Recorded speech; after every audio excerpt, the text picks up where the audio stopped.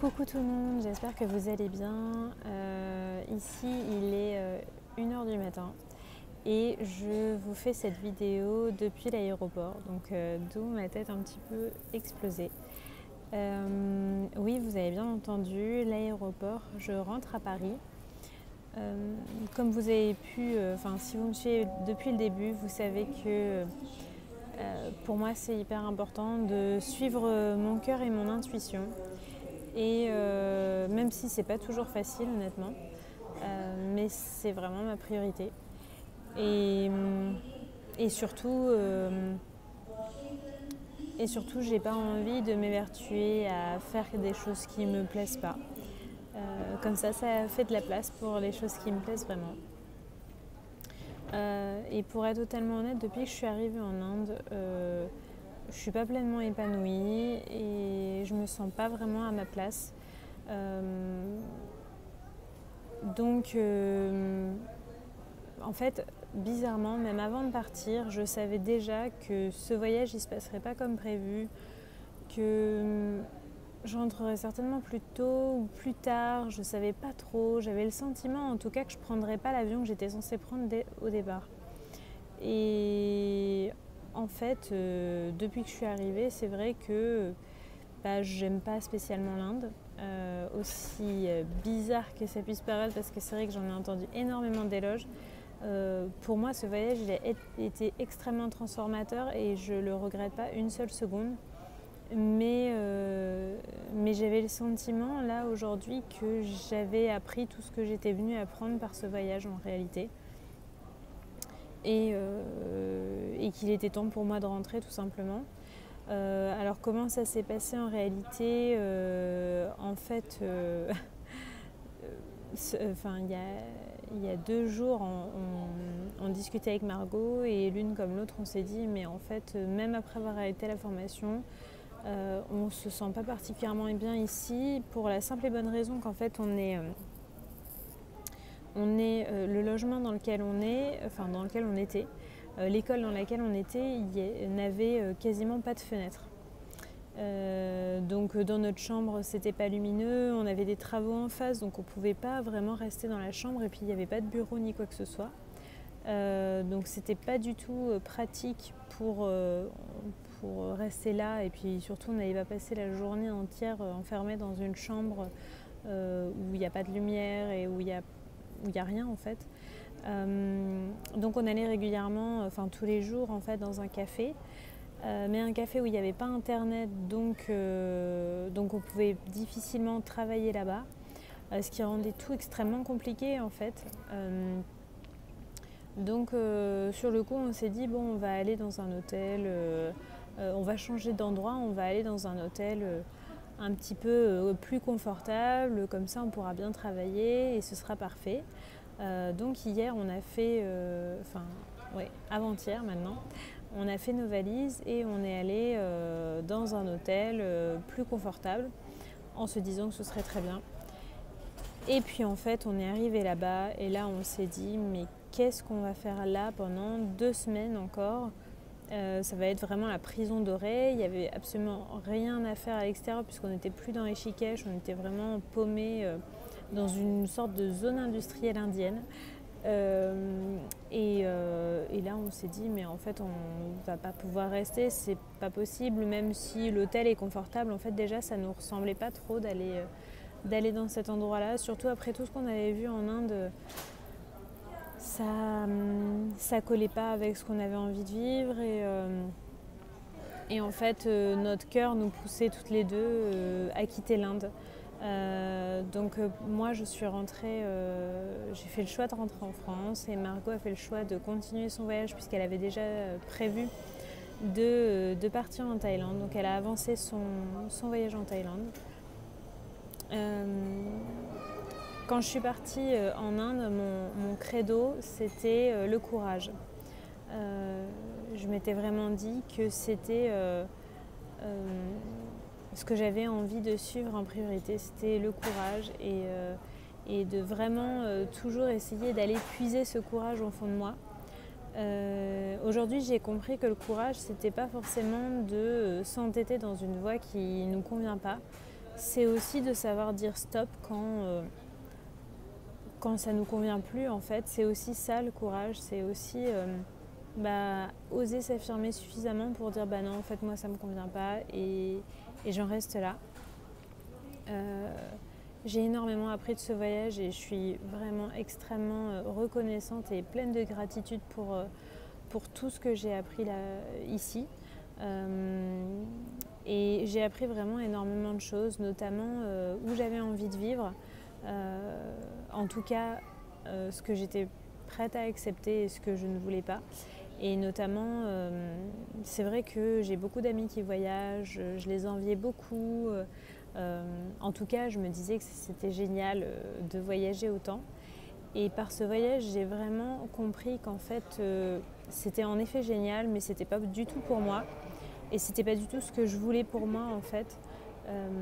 J'adore avoir ma maison, j'adore avoir mes habitudes, en fait. J'adore avoir mon confort.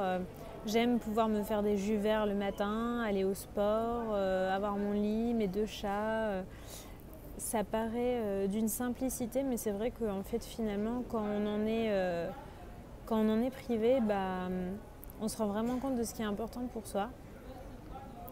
Et j'ai aussi, pendant ce voyage, vraiment appris à m'écouter parce que arrêter une formation en cours de route dans laquelle on s'est engagé, c'est pas facile.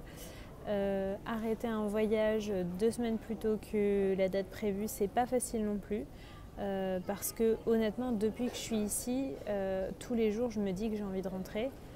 Et tous les jours je me dis allez Flore, sois forte, reste là, c'est bien, tu vas apprendre des choses. Et au bout d'un moment je me dis ouais ok là j'ai appris plein de trucs mais il est temps de rentrer quoi. Et surtout, j'ai appris une chose et pour ça, je suis vraiment très très heureuse. Je vous avais fait une vidéo il y a pas mal de temps sur la dépendance amoureuse, enfin sur la dépendance affective. Et merci à tous ceux qui l'ont regardée en tout cas. Et en fait, les premiers jours ont été très difficiles. Le fait d'être loin de mon mari, je ne l'ai pas forcément très très bien vécu. Et il me manquait vraiment beaucoup. Mais je suis extrêmement fière de moi parce que au bout de quelques jours, j'ai réussi vraiment à surmonter ma solitude et ma tristesse à l'idée d'être loin de lui et vraiment me concentrer sur l'instant présent, être davantage dans ce que je vivais et pas dans ce qui me manquait au quotidien, mais vraiment, vraiment plus dans ce que je vivais. Et ce qui fait que en fait, j'ai réussi à me dire bon, mon mari, je vais le retrouver quoi qu'il arrive. Et donc c'est bon, j'ai le droit de penser à moi, j'ai le droit d'être heureuse, j'ai le droit de vivre l'instant présent sans m'inquiéter de ce que lui fait, est-ce qu'il va bien. Et surtout sans culpabiliser de ne pas être triste de le voir. Parce que dans le fond, au début, je culpabilisais presque dès que j'étais un tout petit peu heureuse.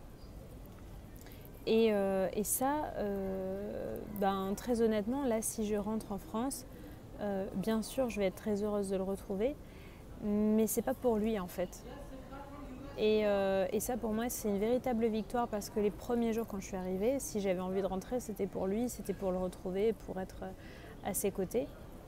Et aujourd'hui, je peux vraiment dire que si je rentre, c'est vraiment pour moi parce que tout simplement, l'un ne me convient pas et alors après, c'est un bien grand mot de dire que l'un ne me convient pas puisque, bien entendu, je n'étais que à Rishikesh et dans les environs de Rishikesh. Donc, c'est très grossier de dire ça, mais en tout cas, pour ce voyage, il était temps pour moi de rentrer, c'est tout. Et donc voilà. En tout cas, merci à vous tous de m'avoir suivi dans mes aventures. Ça m'a fait très plaisir de partager tout ça avec vous. Je pense que je vous ferai très certainement, je vais continuer de toute façon à vous faire des vidéos intuitives parce que j'adore ce format et je trouve ça hyper chouette de partager tout ça avec vous. Mais en tout cas, si j'ai envie de vous dire une chose, c'est juste de vous écouter. Et, euh, et en fait, parfois, d'ailleurs, toujours le plus important, c'est d'écouter son intuition et de ne pas avoir de regrets, dans un sens comme dans un autre. Et s'entêter dans une voie qui ne nous convient pas, et ben en fait, finalement, c'est dommage parce qu'il y a quelque chose de mieux qui nous attend. Et aussi que le courage, c'est effectivement le dépassement de soi, essayer d'aller au-delà de ses peurs, au-delà de ses craintes. Mais du coup, c'est valable dans un sens comme dans un autre. C'est-à-dire que moi, pendant une période, j'avais peur de rester. Et donc, j'avais envie de partir. Et puis, là, ces derniers temps, en fait, j'avais peur de partir parce que j'avais peur de décevoir vous, par exemple, qui me regardez. J'avais peur de regretter mon départ. J'avais peur voilà, de ne pas rentrer pour les bonnes raisons, etc. Et en fait, finalement, il m'a fallu beaucoup de courage aussi pour accepter que c'était mieux pour moi que le voyage s'arrête là et que je rentre à Paris. Et c'est vrai que c'est aussi, ça me demande aussi du courage de me démarquer en fait, parce que j'ai énormément d'échos sur le TTC me disant que c'était génial, que c'était trop bien, que ça allait transformer ma vie, que ça allait être... Et effectivement, ce voyage, il transforme positivement ma vie et il m'aide à vraiment davantage me connaître. Par contre, c'est très challengeant parce que c'est pas du tout ce à quoi je m'attendais. Déjà, je m'attendais pas à rentrer plus tôt et je m'attendais surtout à rentrer avec mon diplôme de professeur de yoga que je comptais pas utiliser, mais bon, malgré tout, je pensais rentrer avec. Et il m'a fallu beaucoup de courage aussi pour me dire en fait non, et c'est pas grave, et c'est très bien comme ça parce que je suis moi et en réalité j'ai rien besoin de prouver, j'ai juste à être moi-même et à assumer pleinement qui je suis, que ce soit interprété bien ou mal. En fait, ce qui compte c'est que moi je sois bien et voilà. C'est tout ce que j'avais envie de vous dire aujourd'hui. Là, je suis vraiment très fatiguée parce que ça fait plus de 24 heures que je n'ai pas dormi. Voilà. Mais en tout cas, je vous fais plein de gros bisous. Et puis, je vous dis à bientôt.